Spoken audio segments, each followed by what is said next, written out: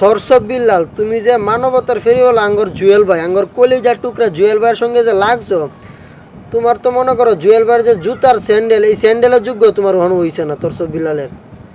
মানে জুয়েল ভাই যা বলতেছে সব কিন্তু একদম বাস্তব কথা, সব মনে করো তুমি যা করতেছো, তুমি যেরকম করতেছো জুয়েল ভাই কিন্তু সেটাই প্রকাশ করতেছো। তুমি আসলে একটা পাগল হয়ে গেছো। কারণ বিশ্বকবি রবীন্দ্রনাথ ঠাকুর, কাজী নজরুল ইসলাম, তাগর বই মার্কেটে গেলে মনে করো 150, 200 বা 300 টাকাতে পাওয়া যায়। আর এই জায়গার মধ্যে তুমি এই বই বিক্রি করতেছো 1000 টাকা, আবার সেম বই কলম দিয়ে লিখে দিলে দিতেছো 10,000 টাকা। টিয়া কি বলদের বুটকি দেয় না? টিয়া তোমার বাপ দাদা কামাই হয়ে গেছে যে তোমার তো 10,000 টাকা দিয়ে বই কিনবার যাবে। আর কিনে কারা তোমার? তাই যে রাস্তাঘাটে যারা মাল খায় টালুয়ে ভরে, তাই জাগর মনে করো ভাইরালের নেশা, প্রচুর ভাইরালের নেশা, যে আমার ভাইরাল লইতে হইব। হ্যাঁ, মনে করো তোমার এনে জাদু একটা প্রমোট সমুট করে কইরা এরা মনে করো তোমার লগেও দেওয়া হইলো, একটা বইও কিনলো, মানে তার আইডিটাও একটু ফরি হতে গেল।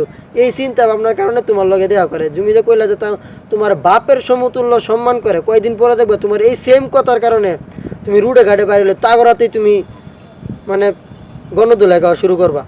সেম তারাই কিন্তু তোমার গণদোলাই দিব কয়েকদিন পরে রুডে ঘাটে বাইরে। কারণ তোমার যে কথাবার্তার ধরন, তুমি যেরকম করতেছো, একটা পাগল ছাড়া তুমি আর মানে পাগলও তোমার সে ভালো বুঝে যে কোন জায়গার মধ্যে কইতে বুঝে, কিন্তু তুমি তো পাগলের সবাদম।